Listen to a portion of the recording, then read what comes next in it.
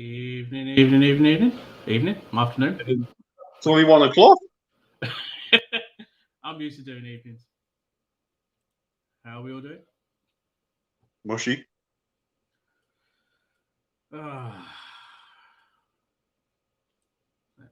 Right.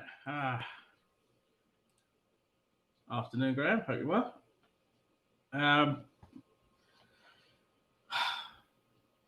Business. Business. What is your thoughts on all this negativity about everyone having a different opinion? But well, what's the famous saying? Opinions are like arseholes. Everyone's got one, whether they're right or wrong. The people shouldn't be slagging each other off for it. It's just doesn't help the situation we're in. I mean, this is all again down to, for me, the previous regime. They've all made sure all fans have turned on each other, and the new one's just trying to get everybody back on side, and it's fucking difficult when people are still bitching on and slagging each other off, and it gets boring. It just gets boring. You know what I mean? I've got an opinion. You've got an opinion on things. I've got an opinion on things. People who are watching have got an opinion on things. And we might all be different on the opinion, but let us have that opinion. Exactly. It would be boring if everybody had the same opinion on everything. What kicked it all off? Just the wood signing. It's not just the wood signing. I have different opinions on many other things, and I'm on the negative. I've even got negativity about Eddie Howe as well, and that's saying something. I mean, for me, my negative on Eddie Howe is how long is he going to get a free pass? He's had 9 games, 1 win in 9, 6 points from a possible 24. See, I've got a different opinion on it. but that's where I can counter it. Everyone will say, yes, fine, he's still using a Bruce team. Right, fair enough. Yeah. I will accept that. But every other manager in the entire world football, when they take over a new team, they take over their previous manager's players. And then you mainly do see a managerial bounce. Dean Smith got a bounce at Norwich. Gerrard getting a bounce at Villa. Tuchel got a heck of a bounce when he took over at Chelsea. Why are we not getting a bounce? The thing I will counteract on that is these players, even under Bruce, they weren't good enough. I don't think they were good enough. So I think even with, no matter who we got in, if we had got Guardiola in, if we got Klopp in, if we got Mourinho in, if we had got, anybody else in, I think they wouldn't have improved them because they're just not good enough. It's, fine well when you've got good players there and you think, yeah, we were lucky last season because there was 8 teams in a relegation battle. We're not so lucky this season because there's only 4 to 5. So there's other teams who have progressed in the summer, whereas we took so fucking long to let Joe Willock come when he wants, and instead of giving him a deadline and then trying to move on from it, that was our problem. And then this season, it's, we've gone from having an owner who doesn't give a shit to owners who do give a shit to having to take over in October, which isn't the ideal timing, dirty bitch, which isn't the ideal timing. For me, October wasn't the ideal timing because it's in the middle of the first part of the season where you can't sign anybody. You can change managers, but if you still got the same players as the last ones who are stuck in Bruce's ways, which it still seems that they are, there's very difficult to, come on, Paul, get yourself on. You know you want to. I'm scared he'll shout at me. I have different opinions. It's very difficult to change players no matter what the manager comes in, because I think we're at the stage now of, you can tell we need 6 or 7 good players. in the summer, if we stay up, we need a proper rebuilding job because that's how bad our squad is. So for me, I think it's as well how, if you look at the fixtures we've played Man City, Liverpool, Arsenal, Leicester, Man United. We've played 5 of the top 7 from last season in them 9 games. So I wouldn't, I think whoever was in charge for that games anyway would probably be expecting to lose them games. So it's not a shock to them. It's not a shock to that. Yes, we beat Burnley, which we had to win. We probably should have beaten Norwich even with 10 men. Yeah. The Brentford game we should have won. If Darlow had goalkeeping gloves on, we probably would have won. If he didn't have butter on his toast for breakfast, we probably would have won. So and obviously Saturday was just, let's forget about it because it's the FA Cup and all this shit about fairy tales and all this, and I think we're in a massive rebuilding job and a massive transition where I think, like I've said all season, if we don't go down, we'll come back better for it. So, if we stay up, then obviously the summer is going to be massive. Like I said, it's going to be like tearing down a house and rebuilding it from scratch. And they're trying to do it through a season. It's very difficult to do it when you've got where we're second bottom, and you're trying to rebuild something during a season when you can do it in the summer. There's no games to worry about. It's a clean slate, and they're trying to do a clean slate halfway through a season. It's just so difficult because I think the Premier League knew what they were doing as well here by approving it, where we couldn't sign players, where we could only change the manager and things like that. And yeah, we've just got to, what's the saying, take the rough off the smooth, and we're in the rough part at the moment, and it'll start getting smoother without doubt. Oh, yeah, it will eventually. Grounds that I think we all want immediate change, being 19th, being January window. It's 3 big things at all once, with negativity breeds negativity and 14 years of shit. I don't want immediate change. I do see positives on the field. We've seen that with Joel and we've seen that with John Joe Shelby. We've seen positive. We've seen better play.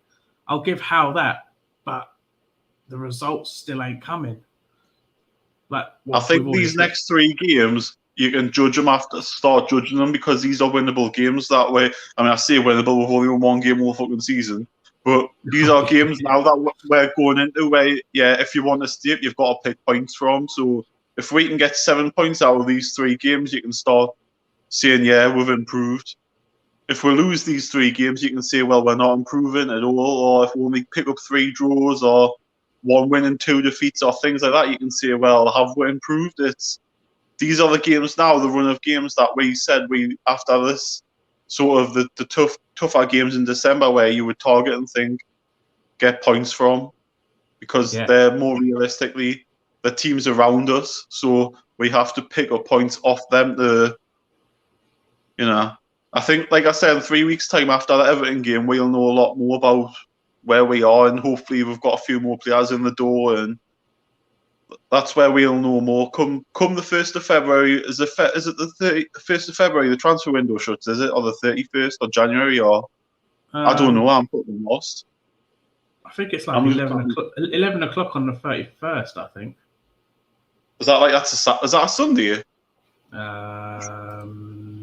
No, it's a Monday. No, it's a Monday, yeah.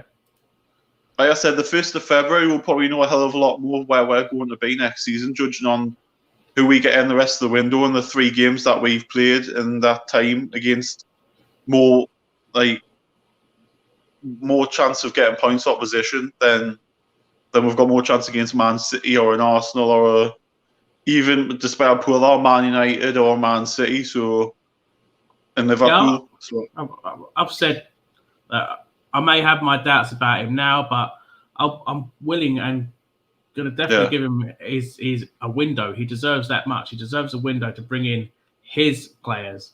And if results are still not coming through, then he needs to start being criticised. I mean, I am definitely putting a load of criticism on him for the Cambridge match. Yeah, I think he deserves the criticism because we had 2 left-backs on the bench and he played Richie left-back, which I thought he's been garbage all season in that position. So why don't you play an actual... I mean, Mankiw isn't an actual left-back, but he can do a job there because he played well against Man United. Dummett was fit. He can play at left back, so he could have had a game. Also, I think for the striker situation, instead of playing Willock there, Joe Litton there, ASM there, or Jacob Murphy, you could have got Dylan Stevenson and played him there from the youth team because it was the perfect opportunity to give him a run there. And also, you could have maybe even started Willock because his confidence has been shot to pieces. If he starts, maybe gets a goal, I mean, things can change. It's like Sada was a possible springboard for confidence, and it was just the first half. Yeah, of course, we battered them. Their keeper obviously had a worldie, but then the second half, it's almost as if we had no ideas. It's almost as if they said, that's all we've got. I mean, yeah, they had 2 chances in the game, right, and they scored one of them. But we still had 35 minutes to equalise, and we never looked like we were going to equalise. That was the problem. Especially when he comes out with those stupid comments after the match. I don't like it when people say that. I just wish.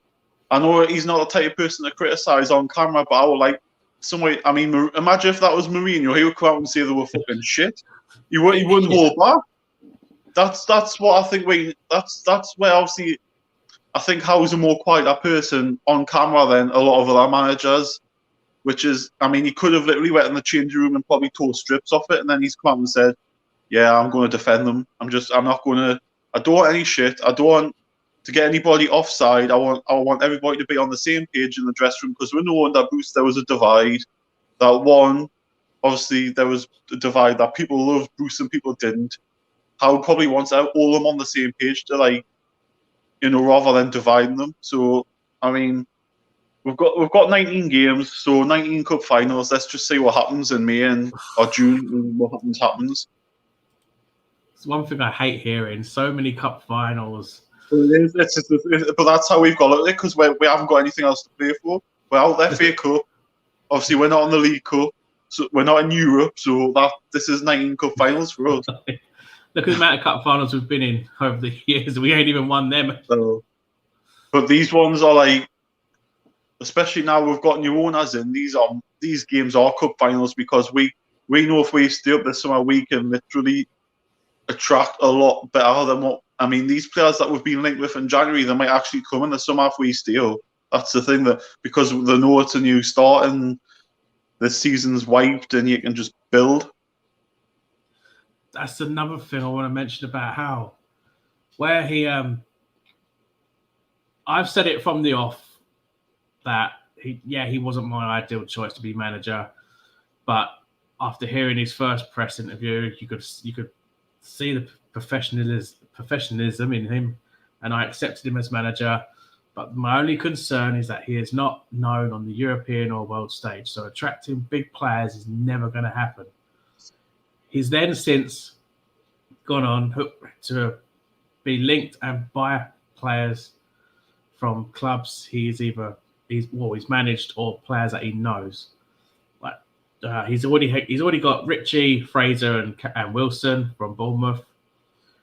He's now got Trippier, yes, but that was way back 10, 11 years ago. But he's actually worked with Trippier. That is one big player you can probably kind of rule out. Now gone back to Burnley again. Got Chris Wood. One I don't really. There's also been links with Solanke and also Steve Cook, both of Bournemouth again. Why is he bringing in players that he has worked with? Why can't he go further afield and get other players? One thing I'll see is this this window. I think we need to realise that we're in the relegation battle, so we're going to have to have people that rolls with sleeves up in this window, and we're going to have people who can battle. So they're obviously not going to be star names. Yeah, I said on Monday, I said Chris Wood scored 3 goals in 18 games this season. Does it really improve her? And then we've got 19 games left. So if he scores 19 games for us, well, there's more chance we'll go down than stay up because we're not going to win many games. But then I'll flip it and say, well, if we're taking Burnley's #1 striker from them, it probably relegates them, because what does that show to like Burnley fans, that they're willing to let their best striker that they've got go without possibly signing a replacement for him? And then he might just be a case of a short-term sort of a Sibierski-like deal where 18 months or, just do your job, keep us in the division, and then, keep us up, and then you can say either possibly in next January, say, listen, you've kept it up, we're solidified in mid-table, we need the next level up. That's, we've got to see, because at the end of the day, it's not the new owner's fault that players don't want to come for being a relegation battle. And it's down to the previous regime, like I said yesterday. It's down to Ashley, it's down to Bruce, Charlie, why we are in this mess.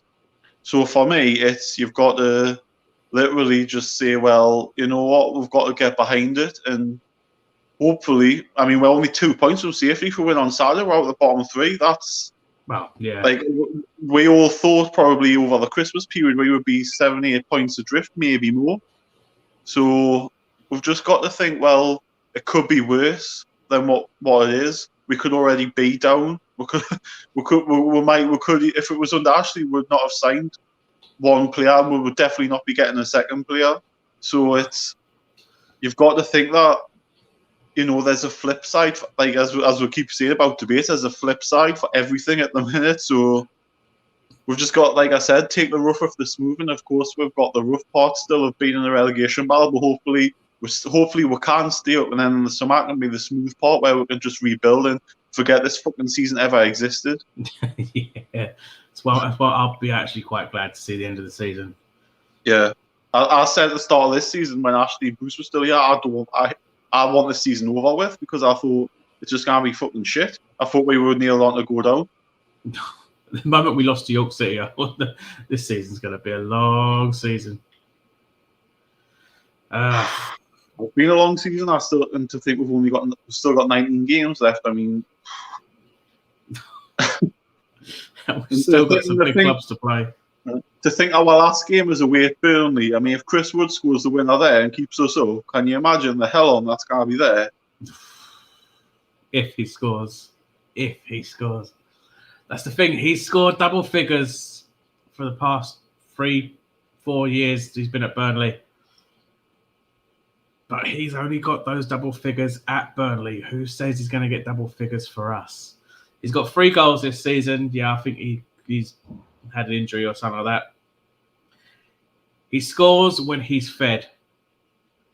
The only problem is there is a ball hogger on the field.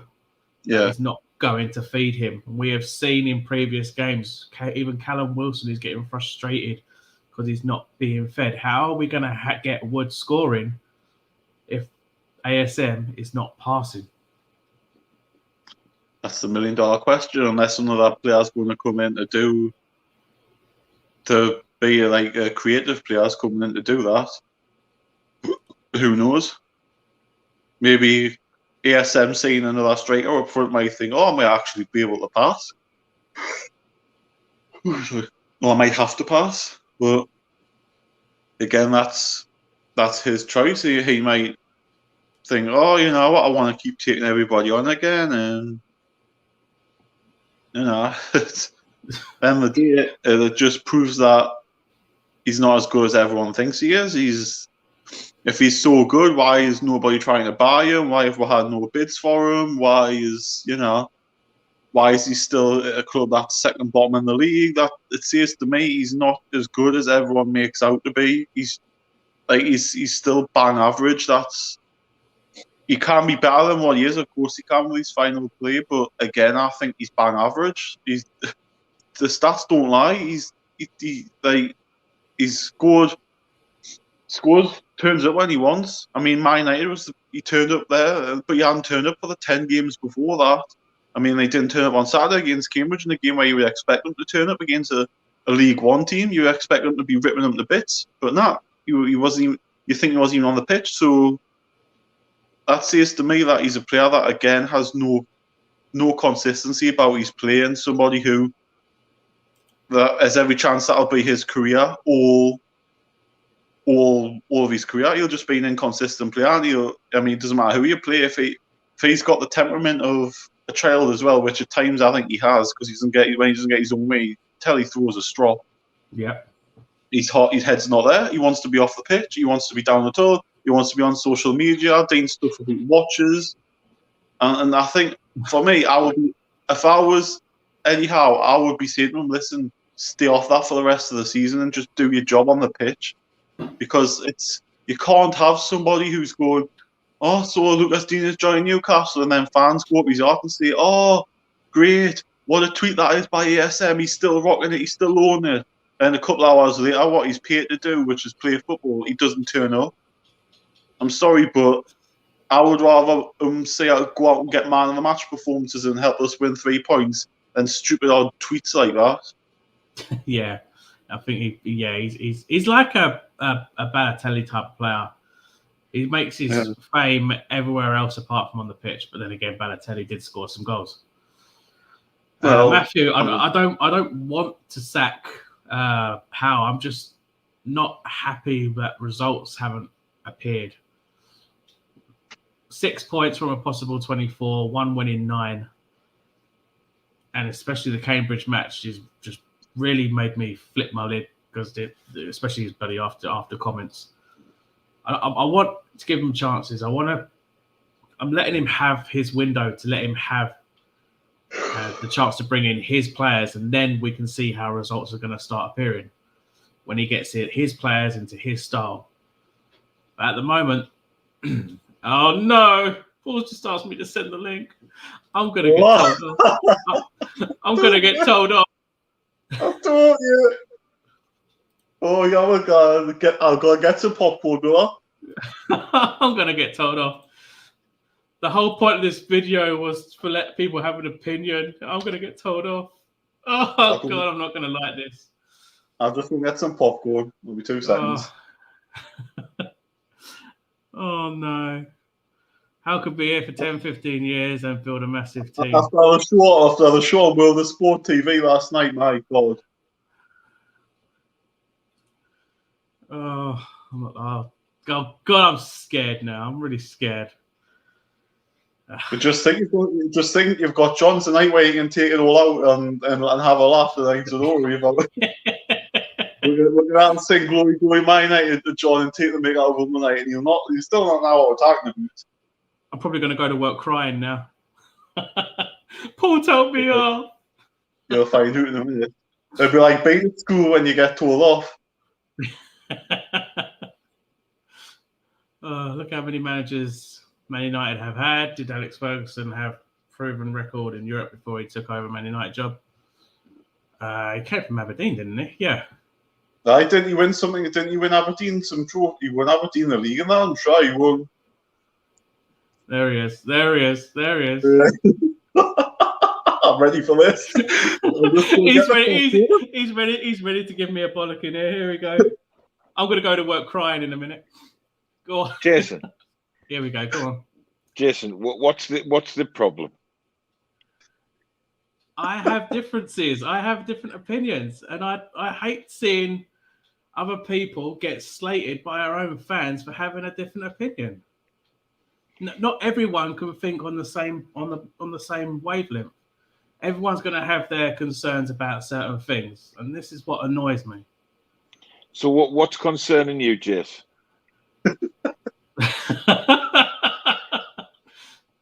Me, I'm not a liker of the window so far, apart from obviously Trippier, and I'm not liking the performances have been there. The performances have been there. The performances have been there. I'm giving him his window to let him bring in his players and bring his style of football with his players to turn these results around.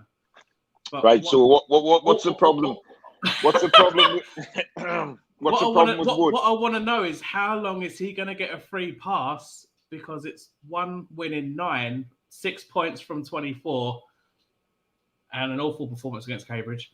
Yeah. And how long is he going to keep getting a free pass and not get any criticism for it? Who says he's getting the free pass? I criticised them on Saturday. I've criticised it as well. You've got to realise, Jason, right? The shambolic team that he took over, right? The absolute shambles that he took over. They're not going to be able to change that kind of system in weeks. This is a complete rebuild of the football club, right? So we have to accept where we are right now when it comes to also getting players in. Now, I've seen you on Twitter today say that you're not happy with the signing of Wood. Can you explain to me why? I think a Sinclair moment coming on here. Yes, he can score. I would admit that.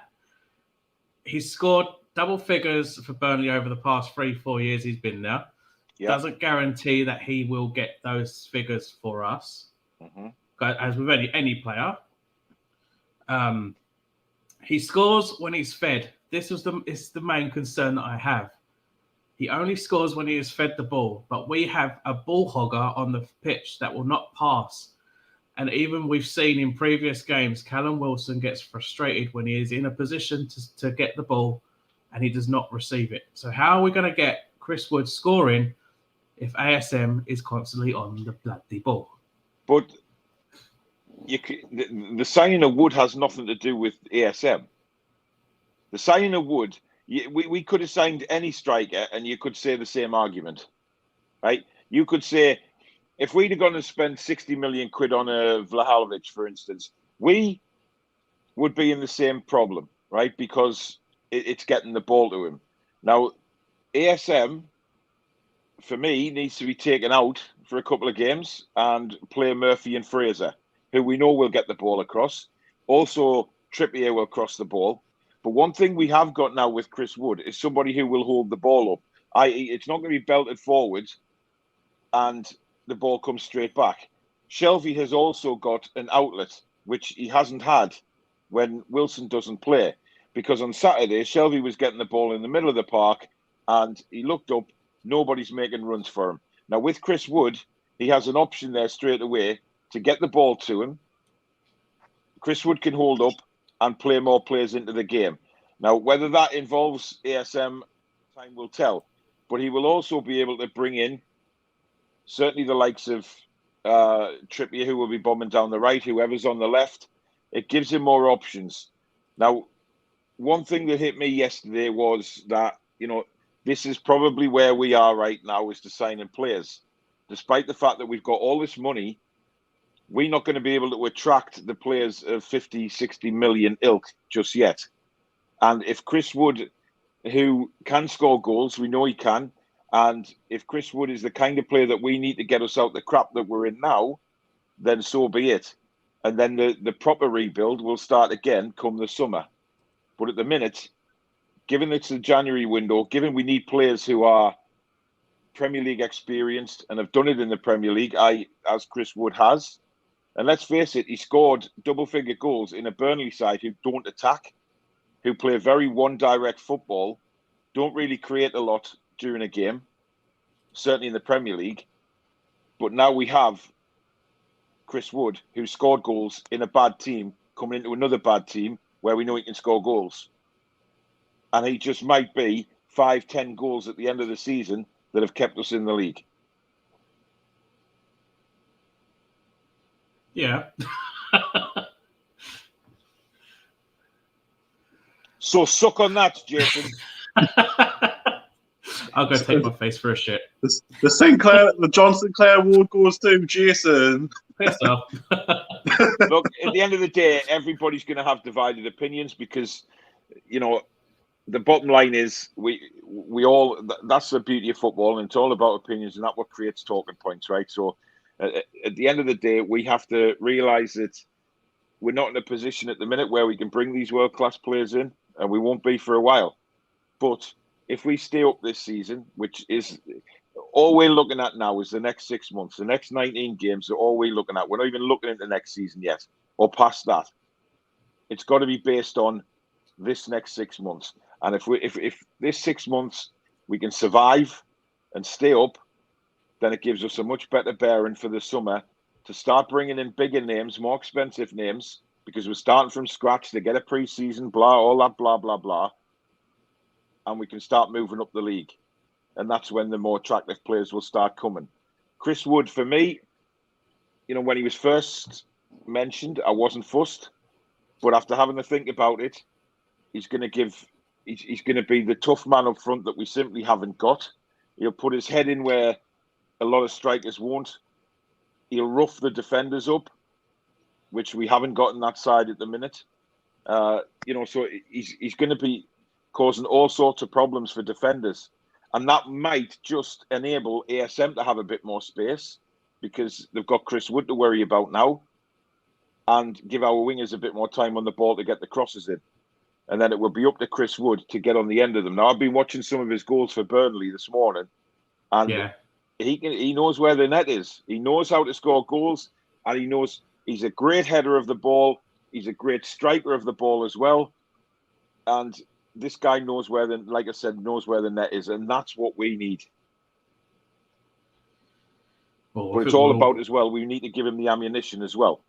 It's pointless having him up front if we're not going to get the crosses in. So I don't think we're done in the transfer window anyway. I think there's a long way to go yet. I think Botman will happen, but I think that'll be a deadline day signing because Lille will then panic that they haven't got the money available and they need to get some sort of financial,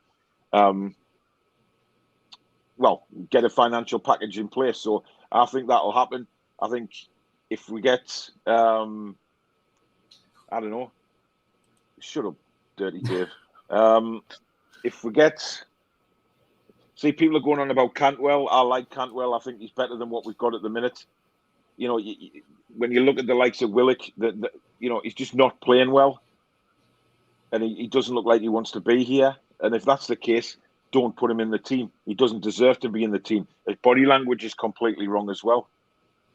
So for me, there's a long way to go yet. We may bring in another player before the week's out. But if we don't, I think we still have enough to beat Watford. I think Watford are crap. But we need a better body language than we came out on Saturday. But I think the FA Cup's like that. Sometimes you just think you're going to turn up and win and you get a shock. And that's exactly what happened. But I think the attitude will be different on Saturday because Eddie Howe won't put up with that. What about Elliot Anderson? That one kind of, he's not out on loan because Eddie Howe wants to bring in reinforcements in that same area. Why not give him a chance? He done well in his debut when he finally come on. He could be another breakthrough star that could do well, same as Kel Watts, but he got shipped out on loan. That's one I don't really agree on. It's a strange one, I have to say, about Elliot Anderson. I mean, I've always been a big admirer of him, and I've said on my shows numerous times that I'd love to see him. I'd love to see him get a start or come on as sub and just see what he can do. But obviously, this is where we have to trust in the manager. We all have our say, but we've got to trust. And we haven't been able to trust. After Steve Bruce, it kind of all fell away. We lose our trust in who's running the club or who's managing the team. Things are different now. I think we've got owners who are 100% behind improving the football club. But like I say, the problem is with a lot of fans, they're impatient, and that's where all the bickering comes from. A lot of fans expect us to, just because we're the richest club in the world, we'll go in and sign XYZ players for numerous amount of money when it's just not going to happen at the minute because of the situation we're in. We all knew it was going to be a slow process. We all said, it's going to be a slow build because it's not just on the pitch that needs totally transforming. It's off the pitch, behind the scenes. Anderson is a strange one, but look, if he's going to get first team football and he's going to play regularly, that can only benefit us if he's coming back next season. If not, if he moves on, good luck to him. But we're all going to say that, yeah, we'd love to see Anderson, but this is where we have to trust Eddie Howe. He's got my backing. Admittedly, I did say that he wasn't my ideal choice. I would have preferred maybe a foreign manager to take us forward right at the start. Until I heard his first press conference and heard what him actually speak proper sense, and thinking, okay, that's a manager right there. The thing is, again, though, look where we are. We're 19th, and a lot of managers don't want that relegation on their CV. And it could be a case of in the summer, if we do stay up, these managers go, "Ooh, you know what? I fancy Newcastle a bit now because they've stayed up, because they're stay in the Premier League, because it's a clean slate. And if the job ever come available now, yeah, I'd be interested if there was a job available. Obviously, there isn't, but they'll go, ooh, yeah, Newcastle, because they're signing better players and all this shit. Oh yeah, like a fucking Emery who bottled this. Oh yeah, I would be interested in going there now because they're an established Premier League club. That's what'll happen." You've got to remember as well, though, Eddie Howe's took a massive risk coming to Newcastle. The owners have took a massive risk buying. These new players who are coming in are taking a massive risk. Everything is a risk at the minute with Newcastle United because of the position we're in, like Chip has said. We're 19th. You know, it's not like we're mid-table and we're pushing for a European place or pushing for a top half place. We are at a relegation-threatened side. And at the minute, I think that the signing of Wood is quite crafty in a way as well, because obviously it's completely weakened Burnley. Yes, Burnley get the money, but Burnley have then got to use that money to try and attract the player that's going to get them out of trouble. And Burnley, for me, is not an attractive club to go to. No disrespect to them, but it's not as attractive as a Newcastle United. It's as simple as that.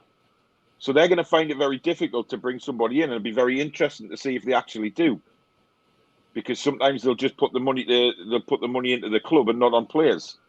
So for me, we've got one over them, and that's why Sean Dyche is furious, because he didn't want to lose him. But unfortunately, they didn't think Newcastle would pay the buyout fee, but they have. Because let's face it, a lot of clubs would look at that buyout fee and think 25 million, Jesus, that's a lot of money. Not to us, it isn't. You know, for the wealth of our club now, that's like paying maybe a £5 million get out fee. You know, so it's not the be all, and the fee doesn't matter. It's what he does. And I've said this all along, the players that come into the club, whoever they are, I don't care how much money they're on or what the cost, as long as they perform. And if they perform, then I'm happy. Well, Burnley could just give us a 20-odd mil back, and then they can have Jeff Hendrick. The thing is, right, the two players we've just signed this window, Trippier is a proven Premier League player, and he's a proven winner because he's won the title. But Wood is proven in the Premier League, which is what we need. If you look at the previous two windows where we signed Willock, he wasn't really proven in the Premier League because Arsenal hardly played him. So if you look at it already, them two players are better in our last two windows because they're proven at this level and they'll do the job that they're required to do. It's just a case of have we got enough of it come the end of the window, and that's going to be what we need to look at again is players that are proven at this level who can just get the job done, keep us up, and then, as we all said, the massive rebuild starts in the summer. I think that's what the target is. Obviously the target for these guys is the summer. They didn't, they've been planning for the transfer window, and they have inquired about big players. There's no doubt about that. But it's not the players that don't want to come. It's the clubs digging their heels in because they see Newcastle United money bags coming along and thinking, right, we'll boost 15, 20 million pound on the valuation. But what Newcastle has shown on the other flip side of that is they're not going to be pushed around. And they have to show that as well. They can't just be seen to say, oh yeah, we'll pay that, we'll pay this, we'll pay that, just because we've got the money to. There has to be a business sense in there as well. And these guys haven't got to where they are because of bad business decisions. So they're not going to just blitz all the money on players that have been overvalued by the clubs just because they think they can get more money out of us. So I think at the minute, all we've got to do is concentrate on getting players in that will keep us up this season. It may not be the big names that we were all hoping. I still genuinely think we'll make a marquee signing in the window, like Man City did with Robinho. There'll be one big player come in. But if not, then we just have to go with what we know at the minute. That Chris Wood is Premier League proven, Trippier is Premier League proven. Get a couple more players in who are Premier League proven and can actually, fight. Because Chris Wood will scrap for everything. We've already seen Trippier he's making his mouth go on the pitch, and that's what we want to see. And we need more players like that to kick some ass. Definitely need more leaders on the pitch. Trippier definitely worth putting his name in the hat for a captain. I think Botman's the marquee one that they want, isn't it? And a Dutch international who's got the potential. I think he's the marquee one that they want. But like as Paul says, I think it'll go down to literally the last day of the window because of Lille digging their heels in, and I think eventually the players obviously apparently agreed our contract, that like the terms and everything. So eventually he's going to have to say to Lille, listen, guys, I want to go. They've offered me a better deal than you're offering, so let us go. It's player power now, isn't it? I don't think Lille can afford not to take it. They've already made it very public that they are in financial trouble, even though they won the league last season. They've got financial problems. The whole of the French league has. So, when it comes down to it, it could come down to the last few hours of the window, and the big wigs at Lille will be thinking, is this really money we can turn down here? Because there's no guarantee that we're going to get that kind of money again for Botman. He could get injured. Anything could happen to him. So they're taking a massive risk by holding on to him, which is why I genuinely believe that come the last few hours of the window, they'll turn around and say, there's no way we cannot accept this deal. There's no way we can't take this money, because you're looking at that kind of money, and they can get some players in for next season and give PSG another run for the money. So for me, I just think they can't turn it down. I'd be shocked if they don't. What I would say to Lille as well is, I'll say, listen, if we do go down, you can have Botman back on loan next season, and then we'll have him back permanently when we get back promoted. And they might think, something has to happen. I still think Aaron Ramsey's a go ahead as well. I think as soon as his COVID's over, I think next week, he'll sign. There hasn't been any other clubs really in the media for Aaron Ramsey, and I think it'll benefit him coming to us, even if it's a 6-month loan with a view to a permanent deal, whatever it may be. Just he's another player that will help the midfield. Is he better than what we've got? Yes. So, I think we need to stop looking at these massive, big 40, 50 million pound players for the rest of the window. Apart from Botman, there is other players that we can bring in that we know could do a job.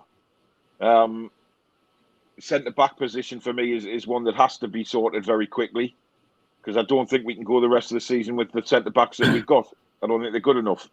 No, I've said it countless times. The centre-back is the main area I want to focus on, because we've not had a fresh centre-back since 2018, and that's just poor. But you never know. If we bring a good centre-back in, it might benefit Lascelles to play better.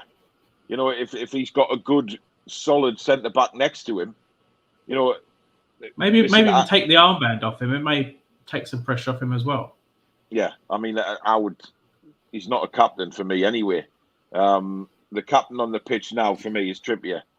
And I think long run, he could be the long-term captain of the club. I think that's what he's maybe been told as well before he signed, that the captaincy is probably going to be his. I just think we're probably not going to get a centre-back before the weekend. That looks pretty obvious now.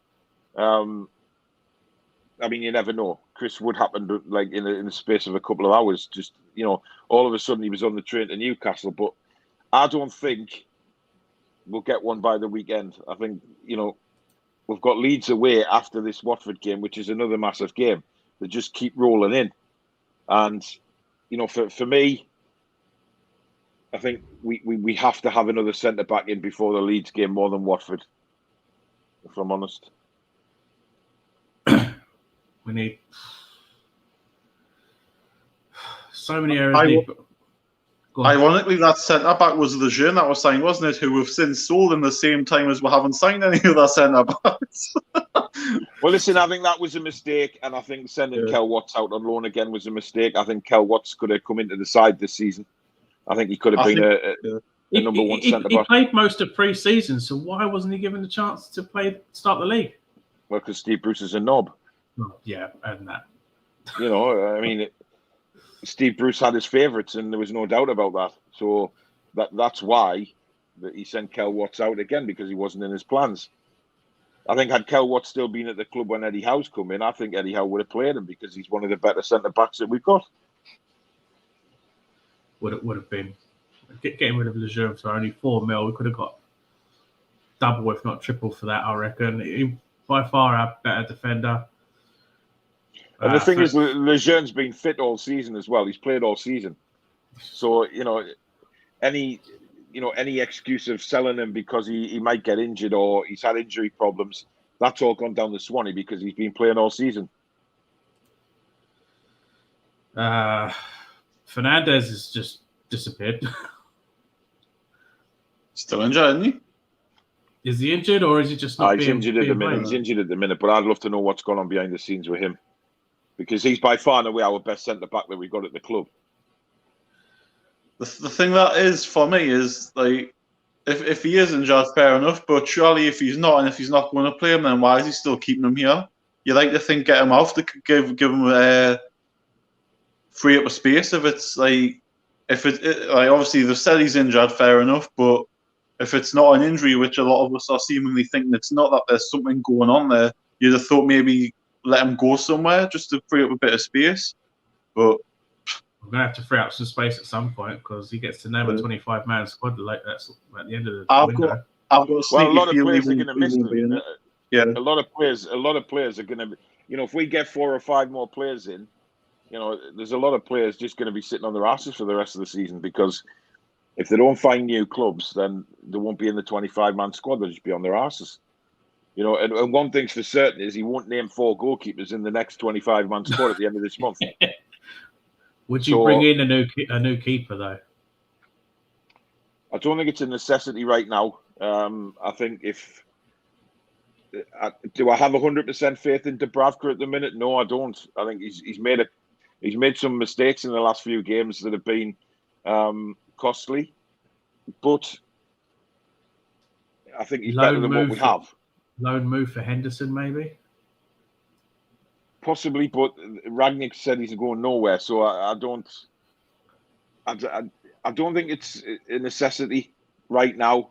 I really don't. I think centre back, another midfielder, probably are the 2 positions that I would probably look at urgently. Look, if it comes to the end of the window and we've brought the players in we need outfield, maybe they'll look at a goalkeeper, but there's just that element of doubt in my mind about Dubravka. I just don't know whether he's. I don't know whether he's. He just seems to make bad decisions lately. I know he's vocal, and I think the defenders prefer him rather than Darlow. But just his decision making, his distribution is poor. He comes out for the ball, and he, like he did on Saturday, made a total hash of it. It wasn't a foul. He basically fumbled the ball. And we end up conceding. And I think his confidence was rocked in the Euros when he made that absolutely horrendous mistake. And then he's obviously been injured and he just hasn't recovered from those things. Still surprised I haven't been inquired about Van de Beek.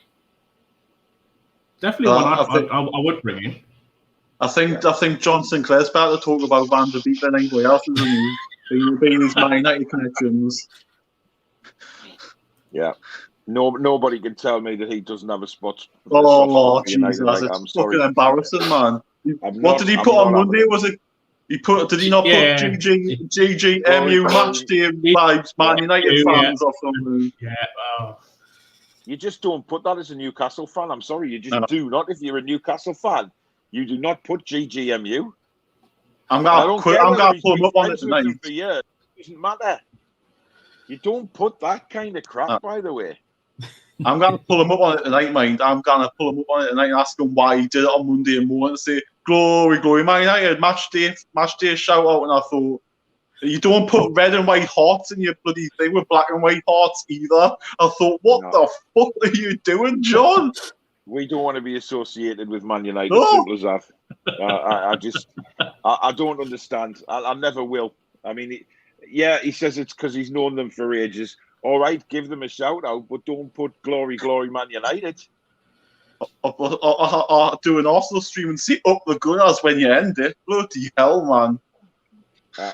I mean, can you imagine if I said that on my channel? I'd get absolutely slaughtered for it. I'm literally waiting for him to do everything in the stream and put fucking Z cars on when it starts or something, or when it fucking finishes. Well, listen, I don't understand it. I never will. I never ever will. But you know, I'm waiting for the day that he goes live and he's accidentally put Old Trafford on his green screen. Yeah. Well, the Horseman's. I'm going to grill him on Monday night. He's back. He's back in the courtroom. I won't be letting him report me. He's staying. I'll be putting him in the dock. He's guilty of all charges for me, like.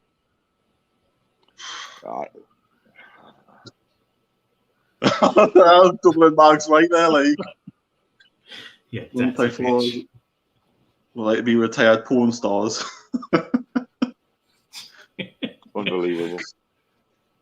I'm expecting us to go on the night, right? And all of a sudden, all he has, glory, glory, Man United, being played by mistake. He goes, "Oh, that's my mistake. Sorry, guys. Sorry." Yeah. I'm waiting for the backstage this time. I wonder if we'll have another murder mystery like we had last time. Oh. Listen, I just, you know, you ask any Newcastle United fan, would you ever do that? Like, you're not gonna do that, are you? You're not gonna put things like that. I remember a kid went up to Alan Shearer and asked him if he'd put on a Sunderland shirt for £1 million. He just went, "Fuck that." Oh, John would snap your hands off. Say, right, pass the shirt. Especially when he wants 100 likes when he's only got 60 viewers. Well, given the rivalry, I am feeling better, Daniel. Thank you. Given the rivalry we've had with Man United over the years, and let's face it, we don't like Man United. We do not like Man United, right? We haven't done for a long time. There is a rivalry there because of what happened in the 90s. There's a big rivalry there. We don't like them, and I couldn't, as a Newcastle fan, put GGMU. I just couldn't. You can't. John's like the type who will sit in a shirt with a half and half shirt on, won't he? He'll be like sitting at Old Trafford with a half and half. My Newcastle. He'll have one of those half and half scarves around his neck and everything. It's like how you seen the advert with Roy Keane's on where he sees the half and half scarf guy and he goes, "Make your mind up, will you?" That's like what I would say to John. I would just say, "Make your fucking mind up, will you?" I think he does. I think he's definitely got a soft spot for Man United, and he can deny it as much as he wants. Oh, yeah. I think you cannot put that on a Twitter. You can't, as a Newcastle fan, without having a soft spot for them. So take it as you are, but there's no way. I'm not having it, not for a second. I'm pretty sure on Monday night now when they scored, he did a little fist pump on the camera, and I was thinking, what's he doing that for? Must be because they scored. You just know if you listen carefully, you're just going, "Yay, yay!" Just yay. What was that for, John? I don't understand. Like I say, so be it. It's just the way John is. He'll never change. No. You're probably literally going to his wardrobe. If you go into his wardrobe, he's probably got Everton shirts, Chelsea shirts, Arsenal shirts, Man United shirts, and he's got his little Newcastle one from 2002 sitting in the corner that hasn't got the badges on. That's the only one he's probably got. No, definitely, yeah, without a doubt, man. We know. He can't deny it. Well, that's just John, isn't it? We wouldn't have him any other way. Any problem with me supporting Strasbourg and Lazio? Still tunes like that. Yeah, you can only support one club. Seriously. Yeah. He's a 3-shirt one because he's probably got Lazio, Strasbourg, Newcastle. To be fair to Steve, right? He's in America, right? We know he loves Newcastle. There isn't anything wrong with really supporting foreign teams, and you can't say he's a glory supporter when he's, Strasbourg and Lazio haven't exactly been mega trophy winners in the last few years. So, I get where Steve's coming from, but he's tuned till I die, but he still follows a couple of teams. I mean, I follow Dortmund in Germany. I follow them, but I don't support them, but I follow them. always check out their results. But it's what he tweets that kind of you just don't do it. Just especially when it's a rival club as like Man United, because we hate them. We hate them. It makes it even more stupid because we can see it when he's there. It's even more laughable. I know. He puts it for the whole world to see.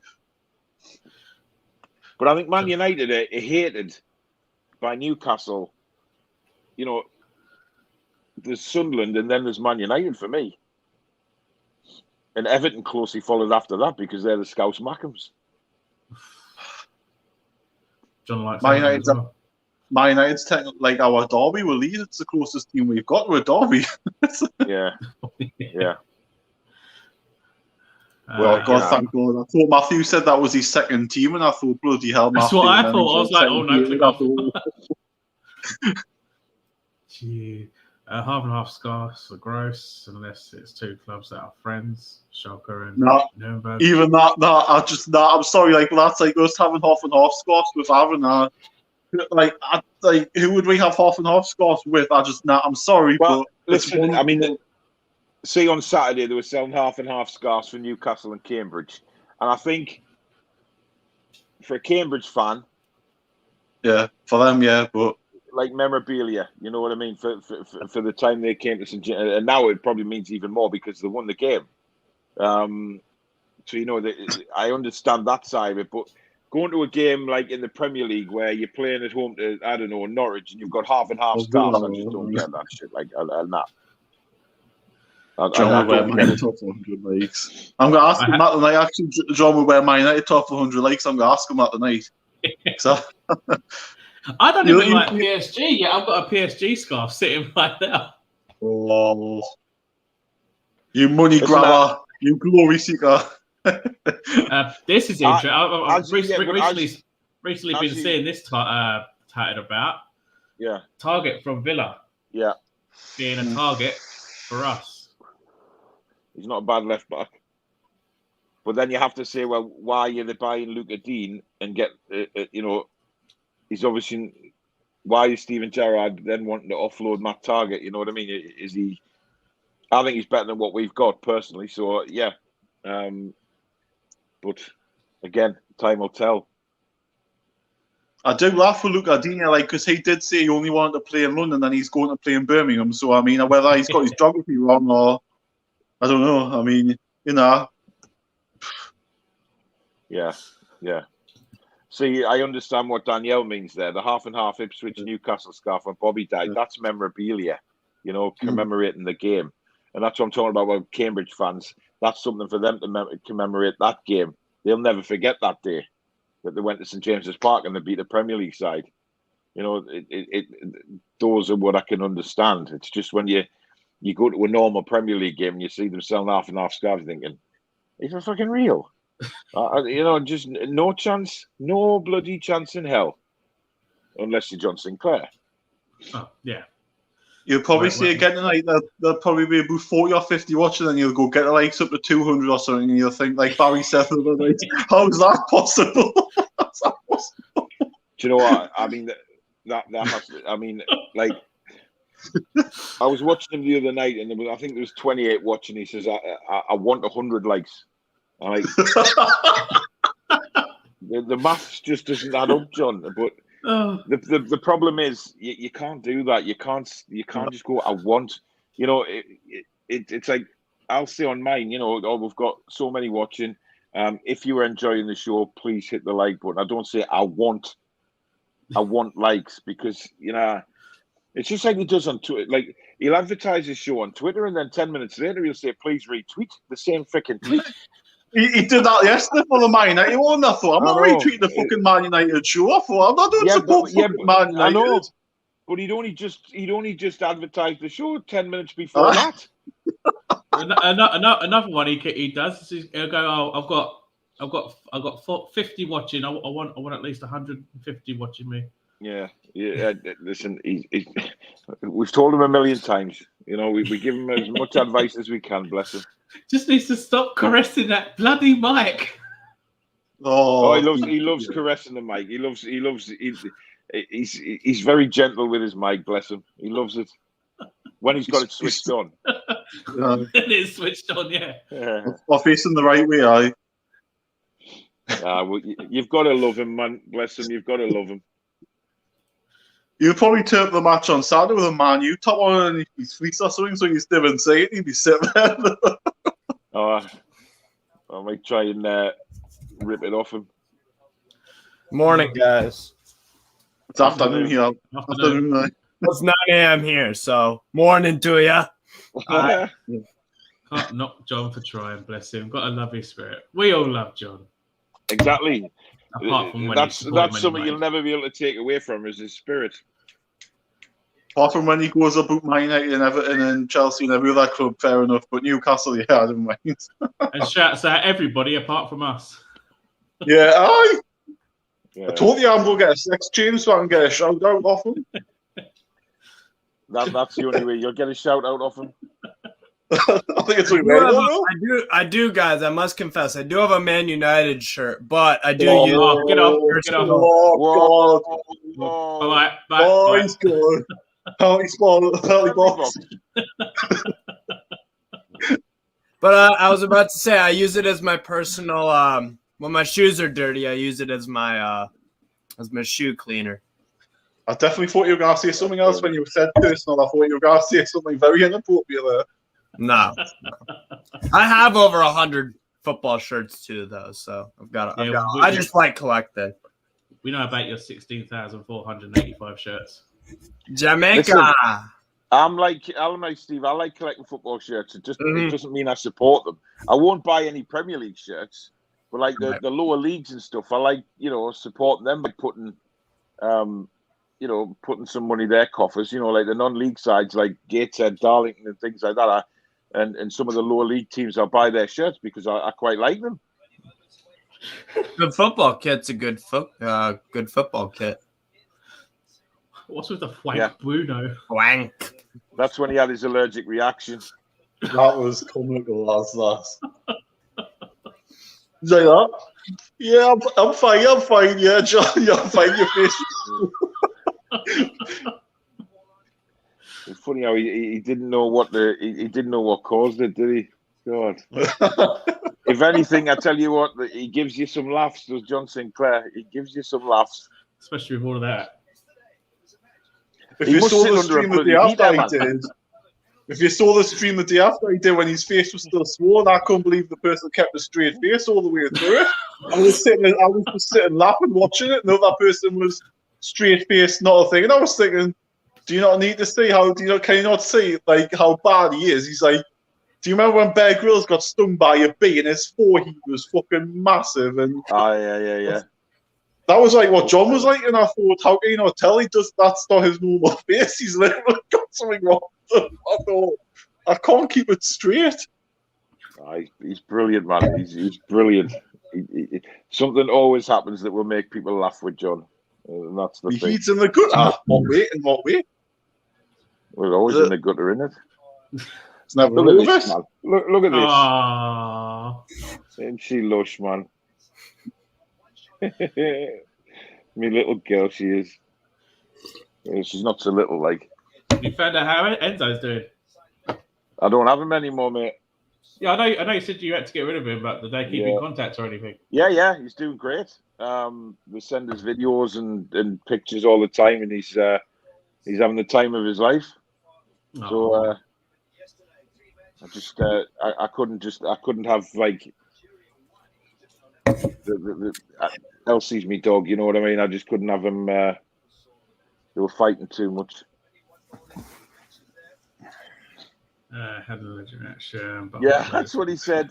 I've had an allergic reaction, but I'm not allergic to anything. Crazy. Steve, what do you think about the signings? I like Chris Wood a lot. I mean, he's got double-digit goals in the past 4 seasons for Burnley, of all teams, and he was looking fine when Cornet was in the side for Burnley. I said this last night on Paul's show, and Cornet is their dynamic player, their playmaker. He's ASM with them product essentially. He's actually doing. He's someone that ASM should be looking up to, and being like, okay, I want to play like you. He's much more direct. He's got goals and assists, but he got injured for Burnley, so Wood's gonna struggle without any sort of creative player there. But I mean, in the past 4 years, they haven't really had that creative player. Vidra is okay.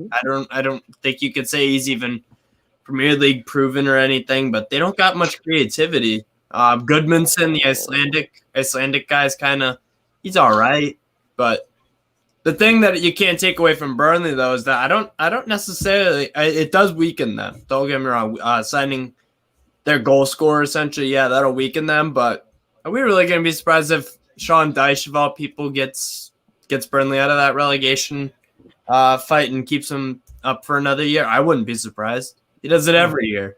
Their only other top striker is Ashley Barnes. I think they're going down. AJ Rodriguez. Rodriguez scored on the weekend against Huddersfield in the FA Cup. I think if Cornet gets injured again, they're in deep trouble. Mm-hmm. Massive trouble. I agree. Would this be if Cornet does get injured and that they sold Wood? Is this Sean Dyche's most impressive survival? If they do, I would think so. Yeah, if the still most impressive job. Well, no, if you keep saying Cornet's name loud enough, you might get Dave going to the freezer. God, jeez. Listen, guys, I'm gonna have to shoot because I'm gonna have to get ready for this. Go and pick the little one up. Yeah, I've got to get ready for work soon anyway. So thanks for having us on, buddy, and I'll catch you guys later. Bye, Paul. Later. Cheers. One thing I will say is, Steve, is what you just said there. We've got to hope that it won't be because it could be us that gets relegated instead of them.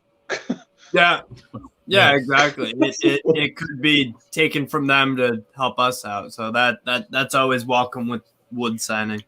But we'll see. I'll back them. I don't think it's guaranteed that it'll get goals and assists, but I think there's a much better chance that if we play Jacob Murphy over ASM, because Murphy these past few games he's impressed me in the attack more than ASM has. To be honest, that's depressing. That's really depressing to say, actually, because ASM there should be, he has much more talent than Jacob Murphy, but it seems like Jacob Murphy's just been playing more direct, even though he doesn't have the skill set that ASM has. That's what I was saying earlier. Wood can score, but he needs to be fed. Yeah. How is he going to get fed when there's a ball hogger not being able to pass? He needs to be dropped for the Watford game. He needs to be dropped. Even Wilson in the past has been. You've seen on the pitch that he's getting frustrated because he's not being fed the ball when he is clearly open to go and get there. Yeah. And the thing is with Trippier is that we got to get balls. We got to get him on the ball and getting balls into the box. And ASM is a ball hog, so I don't think we can afford that for the for the Watford game on Saturday. We can't afford that. So he needs to be dropped. I wouldn't even be mad if he's completely out of the squad. Maybe that'll give him a kick up the ass. Yeah, even Paul said drop him for a couple of games, play Fraser and Murphy on the wing. They can both whip balls in. We've got Trippier who can whip a ball in. Even Manquillo can put a ball in. Yep. Yeah. Before them, we had to rely on Yedlin to put the balls in, but now he's gone. Yeah. Who will Burnley buy over the 25 mil? Hopefully Jeff Hendrick take him back for 25 mil. They'll probably bring in some championships. They're going to buy Dwight Gale if they want. Gal and Hendrick for 25 mil. There you go. We get basically got Wood for free. Straight swap.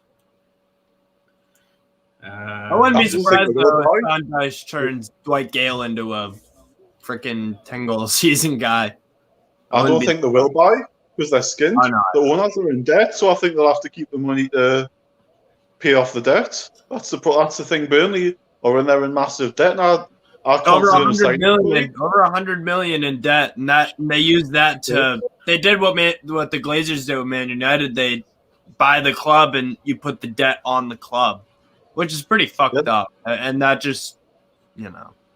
But it's going to keep piling up. It's going to keep piling up because they don't make much revenue, and if they get relegated, they're going to be even worse off. So even with the parachute payments, they'll probably put 20 mil on the parachute payments. 20 mil on the back into the club and give Daesh the 5 mil to spend. Yeah, the parachute payments will just go onto the club to pay off the debt when they get relegated, so they'll say the debt's wiped. Yeah. So, we do need another striker. I wouldn't get rid of Gal just yet. We need another striker because, God forbid, Wood gets injured. We're back to square one again. Gale will be here till the summer. I think he'll be here for the rest of the season, and then get rid of him in the summer when you can rebuild the full squad completely. Obviously, keep Trippier and Wood, but then it'll be a lot of rebuilding job in the summer where you could probably sign 7 or 8 players. Yeah. Do you think we need a centre half for the Watford? I don't think anyone else would be in before Watford. I think we should be good enough to beat Watford. We had the same team partly down there, and we played them off the park for nearly 90 minutes. So we need centre half so bad. I don't trust anything. I don't trust any of the 4 that we have. We need centre back.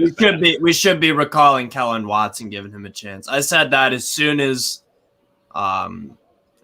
the what game was it? I think it was a game or 2 before Man United. But I'm like, we need new signings, and Kellen Watson hasn't even been playing for Wigan Athletic in the 3rd tier.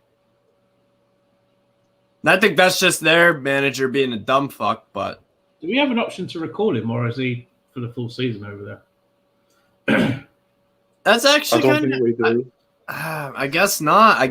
Because I thought that if you loan out a player, no matter what, you can just recall at any time. But we're seeing with Chelsea trying to recall Emerson from Olympique Lyon. So, but Lyon need left backs real bad too. So they wouldn't give up a loan player. They wouldn't give up their loan player. It's Chelsea wanted to do a some sort of give him some money just to bring him back. Yeah. Which I think you do have to do regardless. If you cut a loan short, you're gonna have to pay the club that it's like a recall fee or whatever. But I just think we should get on that train of getting Kellen Watts back because he's not getting game time. He's not getting game time at Wigan. And we need I'm not saying that Kellen Watts is the end all be all. He's not a world class defender, but he's worth a shot over the guys we got. Well, no, we said earlier he played the whole of pre-season. Why didn't he start the season? Well, obviously because of Steve Bruce. But that's. What about the news link that's going around? Borussia Mönchengladbach willing to let Dennis Zakira go for €6 million. Don't really know too much about him, to be honest. I don't know much about him, but everybody is saying snap him up. He's a legit player. I watch Bundesliga a lot. It's really nice having like all this really easy access to these foreign leagues because I watch a lot of Bundesliga and Liga and Liga and these other leagues. So I get to watch Zakari on a weekly basis, and he's a good player. And they actually beat Bayern last week with a bunch of COVID absentees, but. Yeah, Zakaria's got a really good presence in midfield. He's strong, got good passing range. But Gladbach are really struggling. They're in the bottom 10 or the bottom 8 of the Bundesliga right now. Even though they've got some really good offensive players, it just doesn't seem to be working out for them. And they also got Jan Sommer, who I think he's a class goalkeeper. He's a really, really good goalkeeper. We saw that at the Euros. But on the club level, he makes some. He could sometimes make some silly mistakes, but I feel a keeper should be brought in. Maybe. I really like if we're looking at Stade de Reims with Ugo Ekitike, they've got a really good Serbian goalkeeper, Predrag. What's that guy's fucking name? He's a Serbian goalkeeper. He's very good, actually. So John Sinclair still learning how to spell like a techie, isn't he? I'm serious. Ekitike. And it's not Hugo because it's French, so it's a silent H. It's Hugo. Ugo Ekiteke. Just Or like Hugo Lloris. Tillsman's, yeah. I'm gonna rinse him. Tonight when we start. I'm gonna rinse him when we start tonight. We all are. I'm gonna literally come on. Literally, as soon as it starts, I'm going to go glory, glory, Man United, and go. Oh, John, I thought this was a Man United stream. You should just get like a red cloth or something and start going glory, glory, Man United. I'll get a fake Man United top or something and just put like the Man United shirt, like sponsors on it all on my shirt. Oh, he's going to get absolutely roasted. Is anyone else going on? Is Billy going on? Or anyone else? He sent me the link I got this morning, man, so I'm definitely He going sent you on. the link? I haven't even got the link yet. He says it first thing this morning.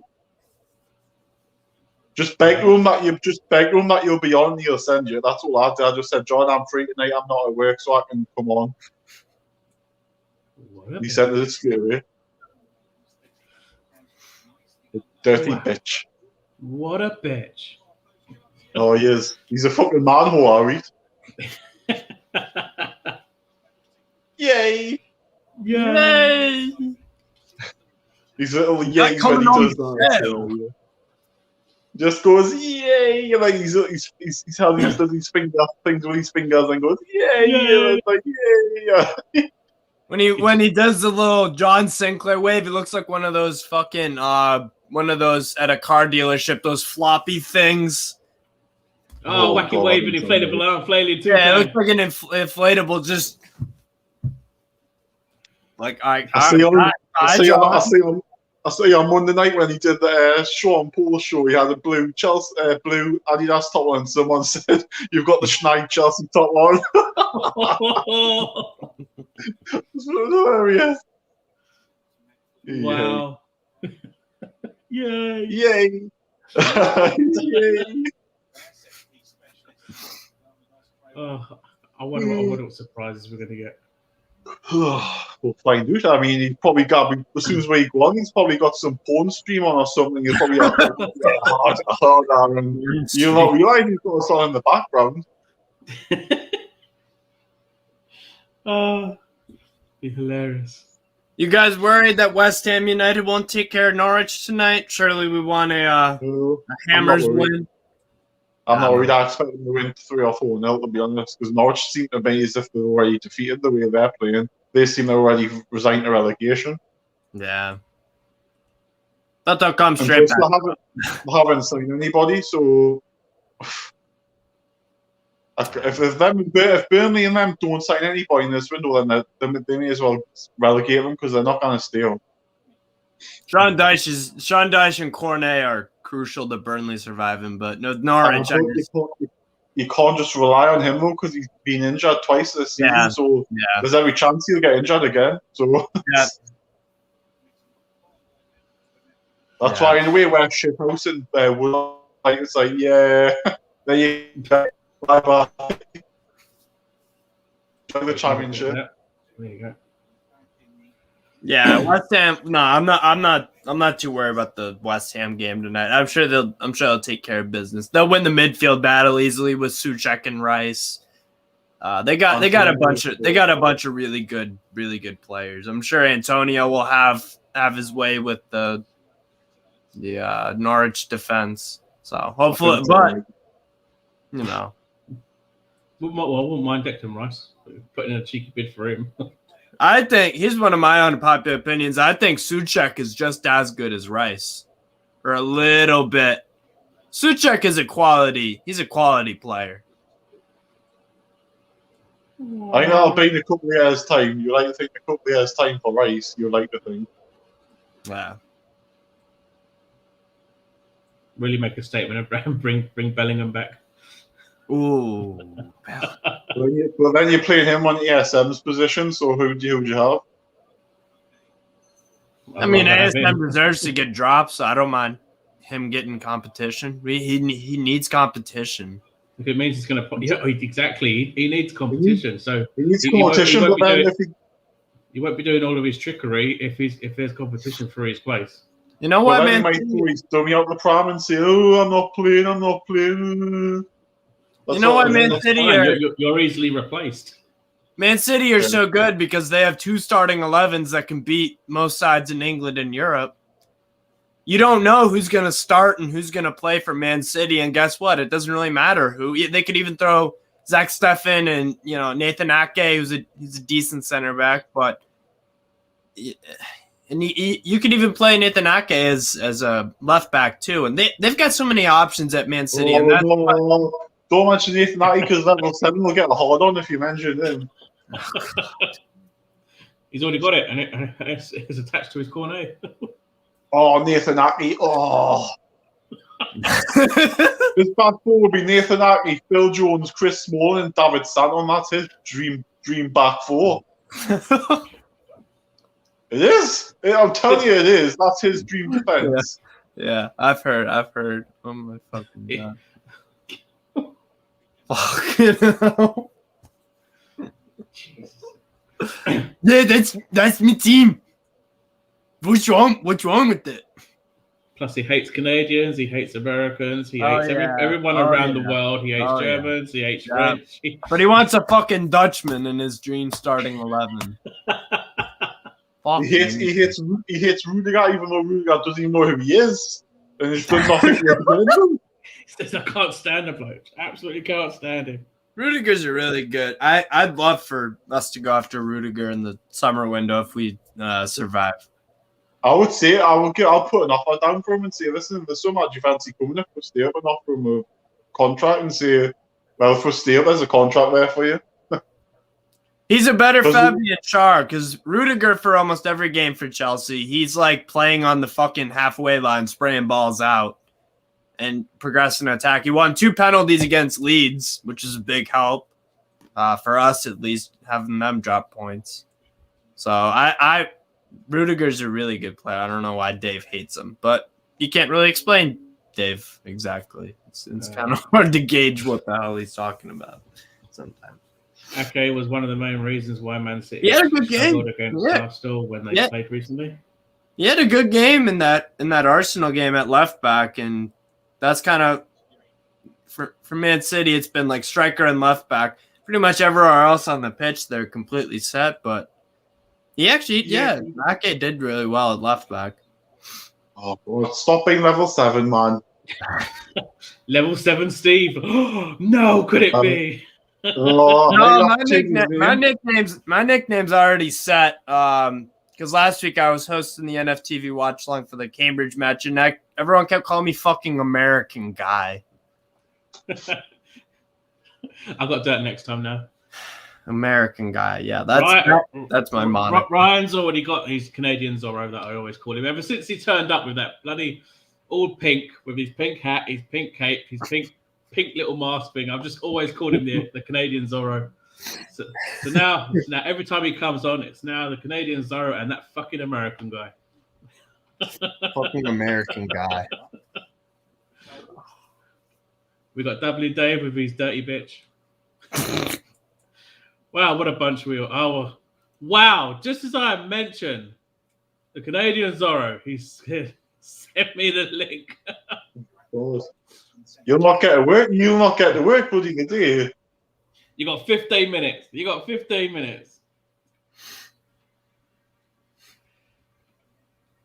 Where are we? No, Saka won that battle. I didn't even watch the game, so I. What game?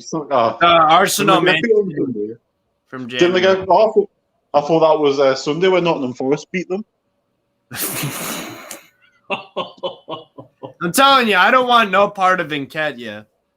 That game he put up against Forest was terrible.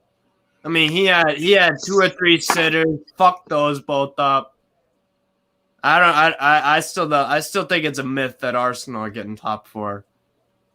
West Ham have a better chance for me of getting top 4 because I don't. Yeah.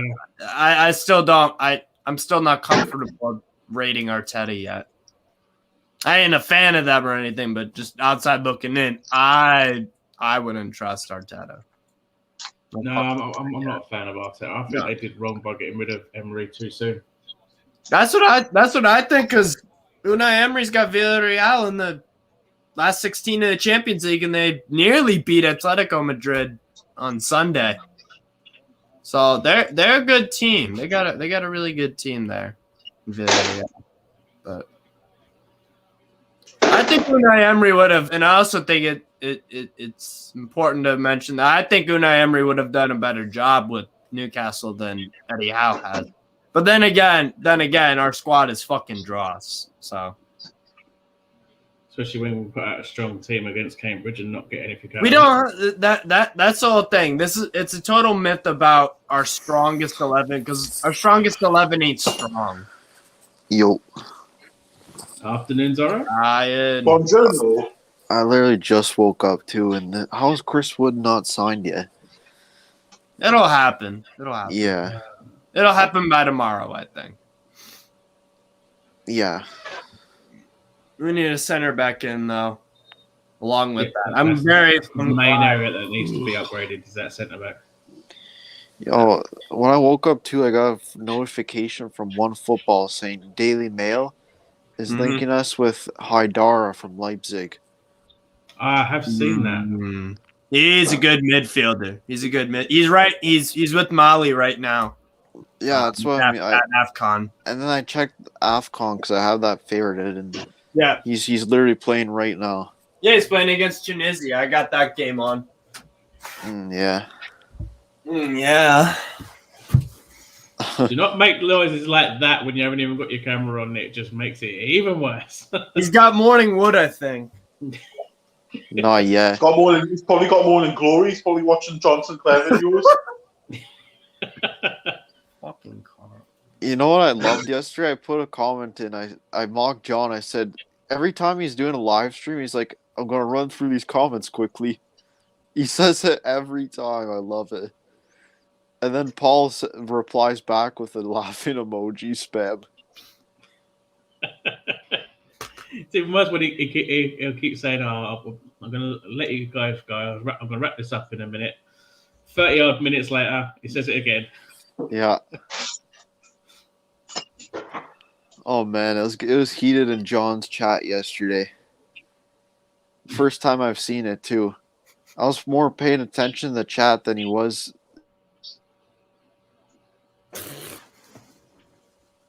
Of all fucking teams to bandwagon or fucking glory. Really? glory We are being linked with another old player. Who? Newcastle, Galatasaray, Besiktas, and Qatari clubs are all interested in signing Marian Fellaini for £5 million.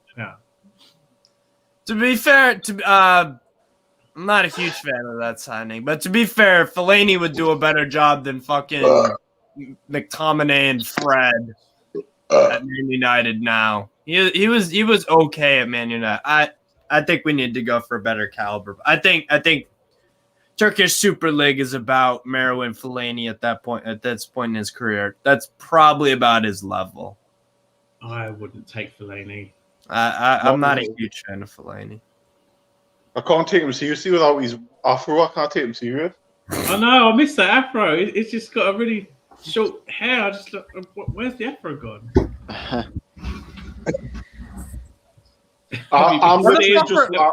Have you been seeing the edit of Alan Shearer with a full mop of hair? Yeah. Yeah, I thought that was real. No. I was I like, don't think wait, Shearer's ever had hair like that before. hold on a second. Why the fuck if someone has a fucking afro, they get linked with us? We had Chowdhury last year or whatever. Now we got fucking Fellaini. What the fuck are we? Afro FC?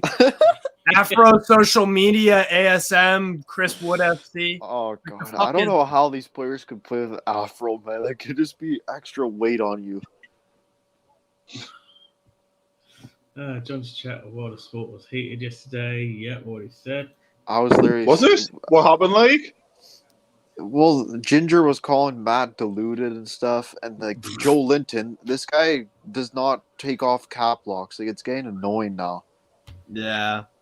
And someone, Tony is one of John's mods. I was gonna time him out anyways, but Tony banned Joe Linton just for constantly constantly just spam cap lock spamming every sentence. Like, shut up, man. Yeah. Delaney for 5 Like, it's just common sense not to cap lock spam all the time. Like, it just looks like you're yelling at someone. Ginger was bullying me. Chippers has a nice likes Ginger. Oh, God, man. You have to. I thought we were going to literally get through without mentioning them. Is this that Ginger Hoskin guy? Yeah. Yeah. I see him on NFTV. He's like, everyone. It's like, all right. He's a very controversial person, like high expectations already. He's Very like, high. he's like the Mike LUH guy on fucking Twitter. I just don't think he's a Newcastle fan, but never mind. I just don't think he is. He told Matt yesterday. He said, "Go fucking support Sunderland." He actually told him that. Yeah, you put that in my Discord. Yeah. I just think if you've got nothing positive to say, just didn't say it, because you just kind of cause problems between people. So that's the problem, is that people don't want to, like, the whole idea of, like, if you don't like it, don't watch. People just keep watching just to, because they don't like your opinion. Ginger complained about bullying, was threatening to fight people. Yes. Oh my fucking! Oh my god! It was amazing to see yesterday because, as a mod, the stuff that they're saying wasn't bannable or timeout enough, so I just kept going on.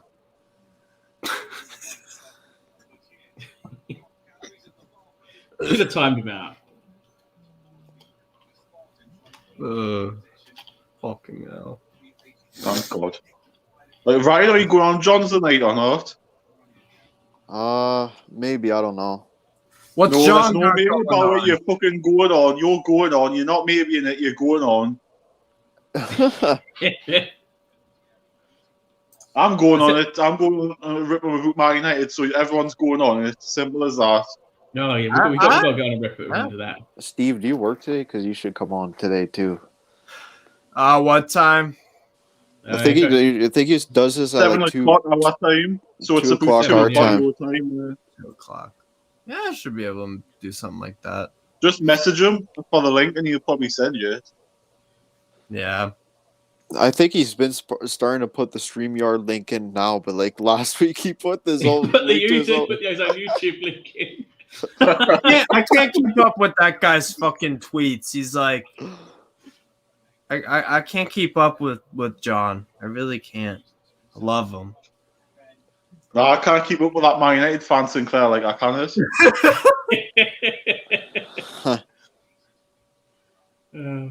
You've got to swoo the women. You got to swoo them with some John Sinclair talk. No, you don't. I don't smooth them. I just say it how it is, and if they like it or not, then fuck it. You know, we have asked. Move on. Amazing. Did he threaten to slap Dublin? He threatened What? to slap Dublin. No way. God, I wish I see that. But when he called him out about threatening to slap you or Dublin, Tumbleweed. Wow. Oh yeah, because Dublin called him out too. Why the fuck does John Sinclair say peeps all the fucking time? Like, what are we, a fucking marshmallow, dude? Oh, I've heard that from like Peeps. UK YouTubers. I was like 14 when I was I in call that people scene. peeps. It's only until I found out that they were like little bird marshmallows. Yeah, candy. Yeah, but then he puts Glory Man United in front of it. Did he change that? No, one thing yesterday too, going on Matt's comment here, he said, meet me at the stadium and I'll give you a slap. I'm the guy with the yellow jacket. Wow. Billy, if you're watching, get yourself on John's. Get yourself on John's. Bring your Man United top, because that's what I'm doing. Well, I'll be sitting there with Man United tops on talking about Newcastle. That's what you would want. What we should all do is the moment he actually goes live, real on camera, we're all just singing in harmony together. Glory, glory. I'm gonna be singing it for a laugh. This is what I think of that Man United fucking pitch. Oh, good man.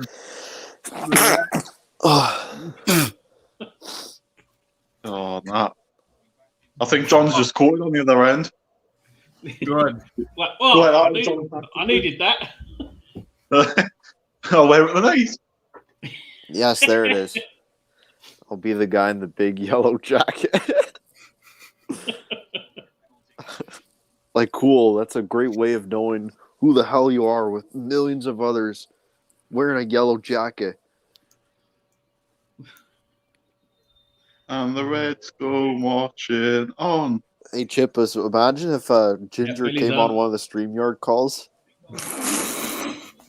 Dude, Oh I'd my love God. to talk. I'd love to talk to that guy.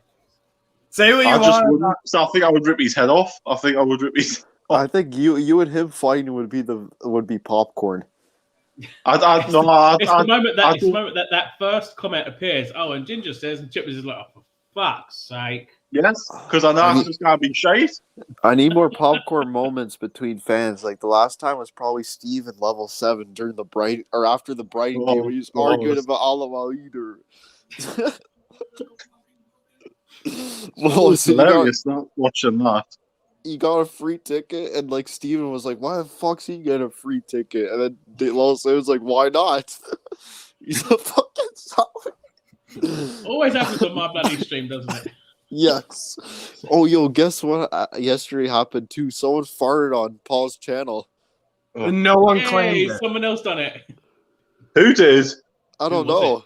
It wasn't me. How did I you- don't mind. The thing is, whenever I drop a fucking queef bomb, I don't mind admitting it. 'Cause I think it's, but What last night? everyone's too much of a pussy. That's Christian. No, he's not been announced yet. Former he's not Sunderland made player it. Wabi Kazri just missed a penalty for Tunisia. Oh shit. God. Yeah, Billy's on tonight. hilarious. ASM gets dropped Saturday. If Wood's going to be playing, we need someone to feed the balls into him. So I hope ASM is dropped. John just caught it. Face wipes it too. Face wipes it. Yeah, ASM needs competition desperately, man. Like, holy crap, that guy just, like he's playing for himself too many times. Was Yeah, that on man, last I night's remember show where it. someone fought on? Was that on last night's show where someone fought on Paul's channel? Yeah. No camera? Oh God, of course. I'll try and watch it to see if I can. See, I saw it when I was at work yesterday. I was watching a bit of it, but I forget what timestamp it was. Probably towards the end. I think it was like quarter way or Yeah. 3/4 in or some shit. Yeah. Level 7s was the worst. That was just horrible. Oh my God. I love how he just did it on purpose. It was just got up sitting there, did it. and then look, next minute it just goes. And then he took himself off for a shit. About 5 minutes later, and Matep comes back saying, "I needed to shit." And then he's like, "Oh, that smelled like proper garlic." Oh God. I bet you his shits are rank. Oh my God. Gabby talks shit. Agbon said we should be doing better than Word Bit Rich coming from the.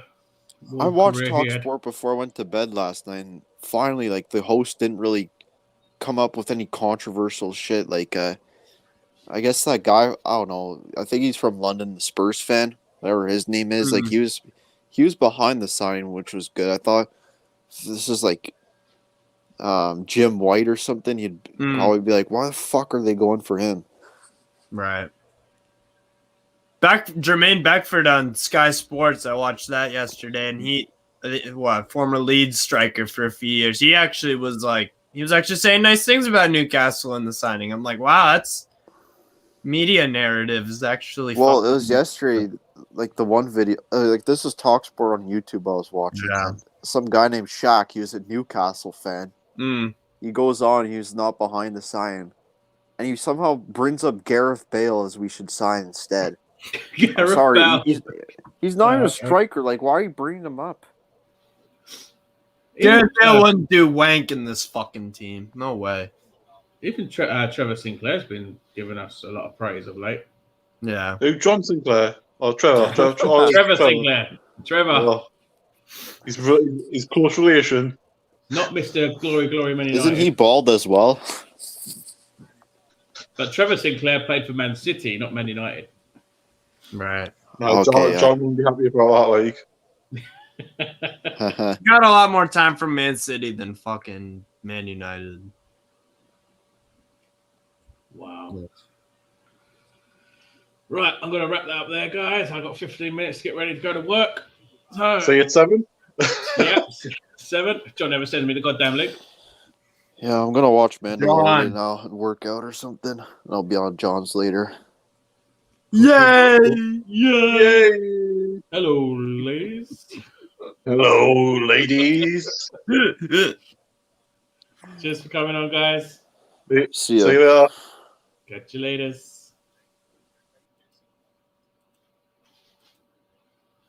There we go.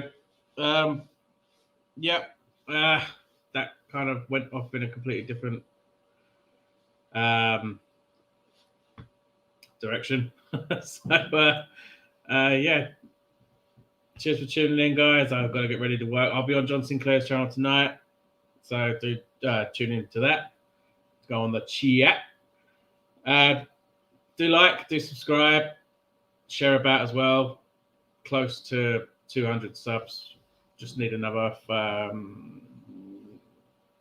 26, I think it is. Might have gone down after my little rant this morning.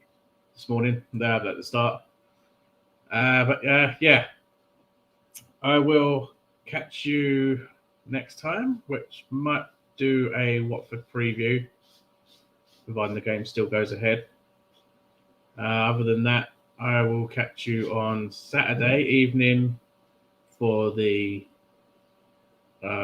live chat for everyone to pop on when they want.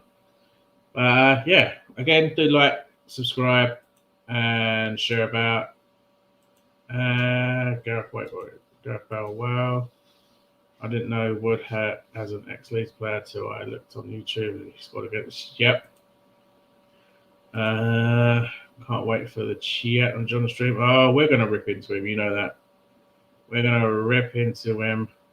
Was it that tweet? That tweet. See you later. Cheers for popping on. Yeah. That's it, guys. Take care. I'll see you tonight if you're over on John's channel. Otherwise, I will see you maybe tomorrow for a preview. Otherwise, you'll definitely see me on at the weekend for the live show with Chippers and guests as always. But yeah, take care. Catch you later.